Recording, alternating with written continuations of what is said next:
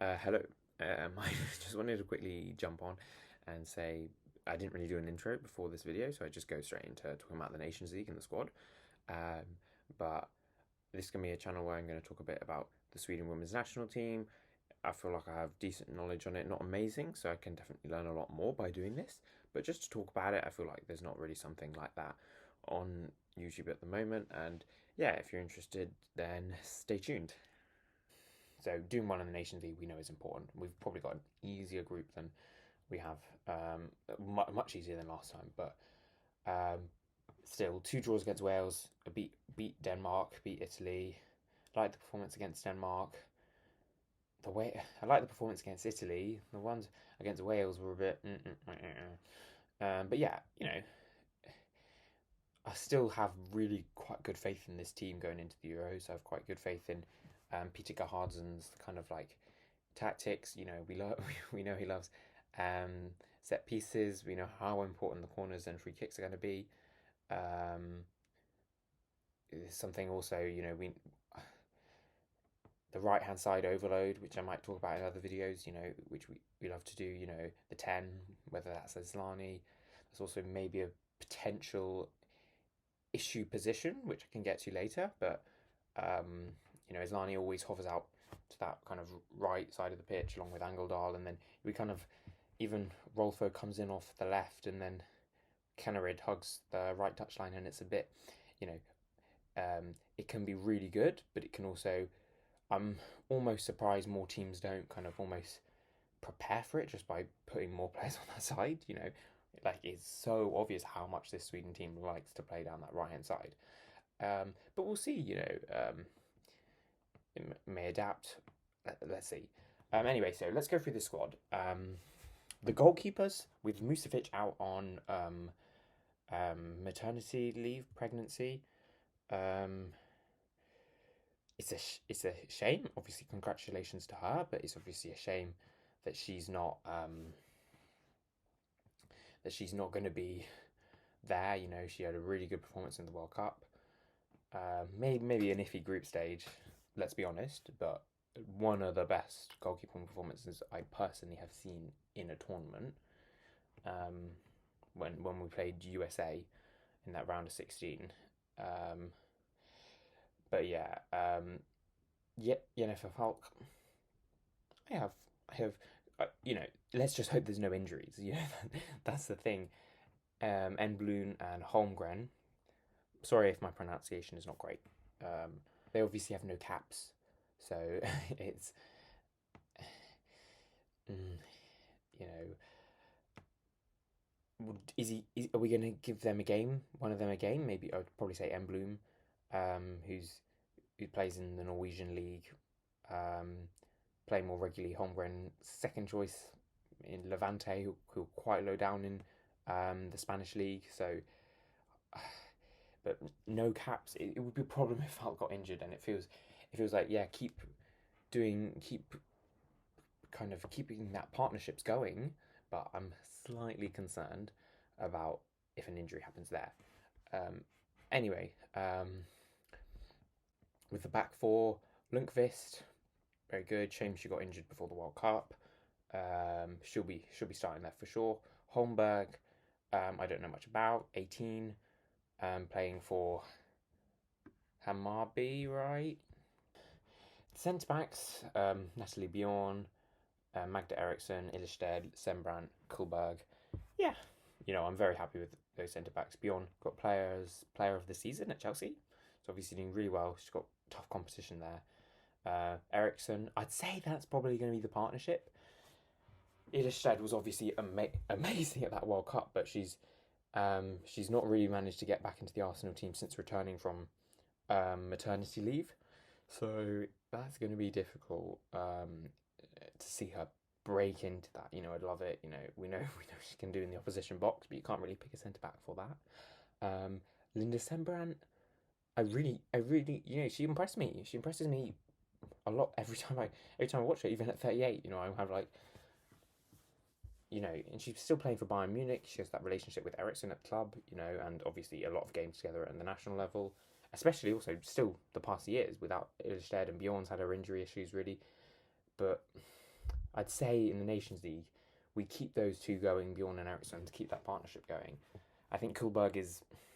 I'd be very surprised if she gets game time. No, she'll obviously at Juventus, but just in comparison to the others, I think the others are just ahead. Jona Anderson at left back, brilliant corners. like for her set pieces alone, for the left foot, she gets in there. Amanda Nilden behind her at Tottenham, in and out of the team. Recent matches I was checking, but yeah, I think a solid backup. But I feel like I've not seen enough personally. I've not seen enough. And there's also Sandberg, who's at Man United, second choice really to Gabby George there, so she's not getting as much, but still, she was in the last squad, Sandberg. But look, we'll see. We'll see if she. I can't see her being in the Euros if she's not here in this squad right now. That's like, a lot of the players that aren't in this squad right now. I don't know how you get in. Really, like this makes sense. Like either you're here or you're not. Midfield slightly lighter, in the centre midfield because you've got Zagota Olme, who can play that deeper role. Angeldal, who I think is our most important player in terms of the way we play. Like I said, the right hand side overload. She just like key passes and also her shots outside the box. She was unbelievable against Italy. But and it's interesting actually because Gerhardsson tried her in the 10. In that further role where usually Islani or Kafaji plays, or Yanogi. He played her there with Benison and Zigotti Olme behind. Personally, I prefer her where in that right centre midfield, in that double pivot kind of almost.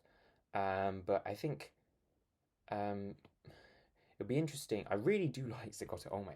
Like she is so good at just sweeping everything up, keeping it tidy on the ball, but just her interceptions, her blocks, like she's just really good. Like I'm kind of surprised she isn't completely just like a mainstay in the team. But I guess Hannah Benison is really developed that side of her game since leaving Everton to Juventus. She's developed that kind of more defensive, side of the game.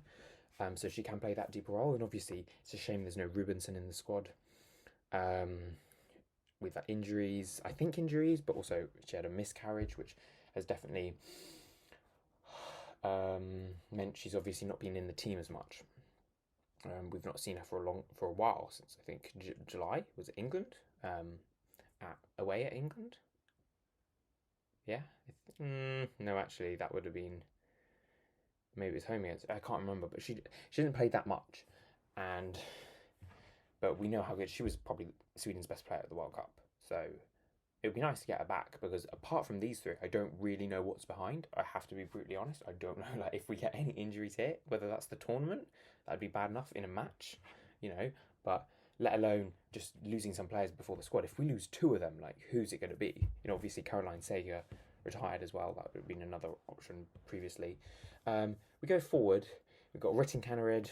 I don't want to make this video too long, so I don't want to talk too much, but Ritten Kaneryd, we know how good she is, and she's kind of irreplaceable as well. I think the person behind her for that right wing spot is Jakobsen.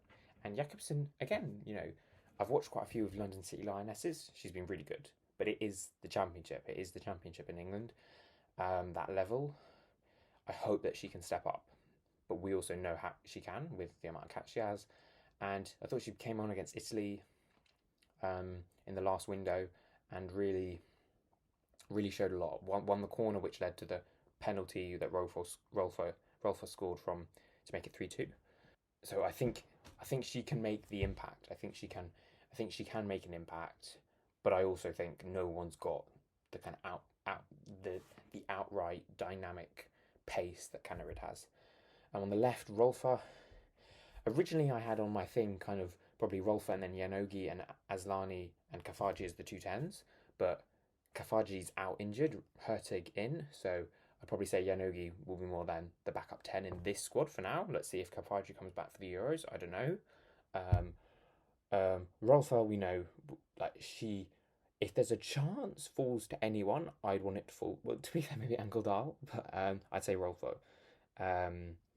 Plays left back for Barcelona, but she looks like when she plays for us, she looks like the best forward But yeah, I think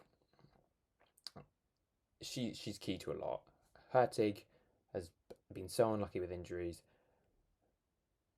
Scored that crazy penalty against USA in the round of 16 the last World Cup. Hopefully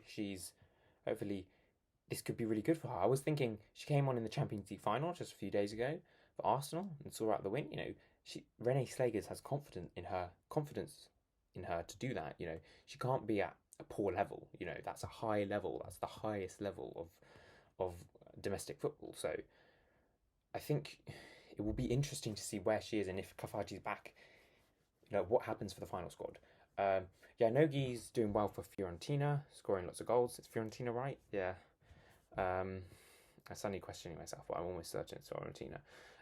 She plays that, but she's doing well. Sometimes it seems like she's almost playing like a left wing back role when I've been checking the kind of heat maps and stuff. Um, she's definitely got the work rate to play along that front line. I do think the 10 is a problem position potentially because Kafaji's move to Arsenal really hasn't worked. She was like the next best thing. I thought she was this year. I thought she was going to break through and take up Aslani's starting role, and maybe then Aslani would come on and see out the game and see out the games. And I thought that could be really good coming into the Euros, but unfortunately, she's now just not been making squads due to injuries, lack of game time at Arsenal. It's a shame. I don't really know what's happened, but I do have faith in Yanogi, and I think Aslani's still a quality player. Like she is still. She was amazing in that playoff game. I thought she was the best player on the pitch. Mm, yeah, in that playoff game. Yeah, I think she was brilliant. I was just suddenly thinking of. I actually can't believe I've forgotten the name of the striker of London City Lioness, the really good one. Let me just check. Isabel Goodwin. Sorry for I had to cut that there. Isabel Goodwin is really good. Like she'll get up. She'll be in the WSL next season, scoring lots of goals. I'm certain of it. She's probably the best player on the pitch. Then Aslani, but Aslani is you know defensively. I know some people might be like, "What do you mean attacking midfielder defensively?" Defensively, the way we press in that 4-4-2 kind of formation, usually she goes to the right. Blackstenius will hold to the left. The way she's kind of the trigger of the press. She goes, we kind of go, or the way she covers. She's very combative as well. Really like tenacious when in terms of the tackling. I think, and it's her last Euros, and it's so sad that we've not managed to win anything. It's so close for anything for her. But still think she has a lot to offer. But also saying that, I am slightly scared about that position. Like the level playing in the championship to then step up at the women's Euros, that's tough.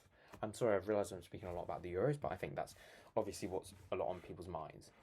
It'll be interesting to see if she starts the next two games of the Nations League, then she will be starting every game of the Euros. But I would personally, I think she's brilliant, but I would personally like to see, like, just give Yanogi a game there to start, and just see how good she is, because I feel like we need to see that more. Sorry, I just was coughing. The striker situation is really interesting with this squad because five, like Gerhardsson only plays one, so I'm very intrigued. Like Blackstenius came on Champions League final, winning goal. Missed a chance before. It was she really good dribbling, and we know that she can miss chances. She can miss some quite easy chances one on ones. Not easy for me, but maybe easy for a high level striker of her quality. But she's also, and I think some people get a bit fed up. I see in comments, people kind of maybe want to see Blomqvist more, other players ahead. The way she runs the channels, she holds the ball up. I think she's very important to this team, and I think she will be. And I don't think Gerhardsson's going to change that in his final few months as manager. So I'd have Blackstenius starting, going into the Euros, of course. But yeah, so other options, Blomqvist, not doing great when I was just looking at like stats at Wolfsburg. Right now, she comes off the bench on the left quite a lot. She did come on. She came on in the 10 against Italy or Wales? I can't remember. In the last window, she has, but she's also had quite a few injuries, so we really haven't seen her that much in the Sweden shirt for a while. IJ, who's doing well at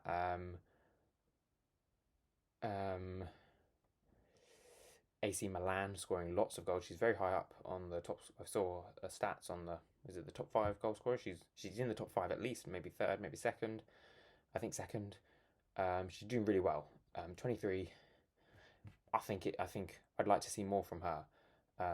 And then, but this is why I'm confused, because we only play one striker, and then we've got loads of others. So Wangenheim, 20-year-old, scoring lots of goals for Hammarby, and Schroeder, 18, very young, fast.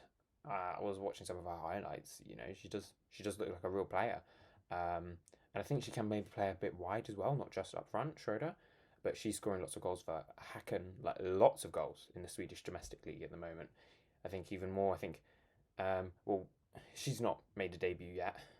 No caps, but Wangenheim did make a debut. Again, I can't remember, it was Italy or Wales. She came on with Blomqvist. It's probably the Italy game when we were chasing it. Sorry, I don't know. It doesn't matter. So that's kind of my overview of the squad. There's lots of things I could have spoken about. But yeah, sorry, it's been a bit of a ramble, but I just wanted to give a few more of my general overpoints on the squad. But yeah, it's going to be an interesting games. How he takes it. Do we see like rotations? Do we see Gerhardsson go for the best team? You know, this channel is going to be about Sweden the women's national team. Maybe some other content as well. Maybe a bit about England as well. Or maybe sometimes about the men's team as well. Sweden. My knowledge is not as great on that team at the moment, though, I have to be honest. Please correct me in the comments with any pronunciations of anything, really. And if there's any kind of ideas or anything about this squad that you think it'd be important for me to know, like, because I'm not watching all the games, I don't know how every player's doing, you know. If you have like, oh, this player's doing really well, they should, or players that aren't in the squad that you think should be in the squad, you know. Personally, I'm not really sure. There's no one I really think who should be in the squad that's not currently in it. You know, I think, but also apart from injuries to Musovic, and not injuries, but she's on pregnant Musovic and Kafaji injured. But apart from that, I think this is the best squad. So, but if you have any kind of suggestions of videos or just general tips about the team, more info for me, you know, that's great. You know, I really don't think I know much about this team, and that's partly why I want to do this. So it kind of, I learn even more, you know. So, but yeah, I hope you enjoyed, and I'll see you for the next one.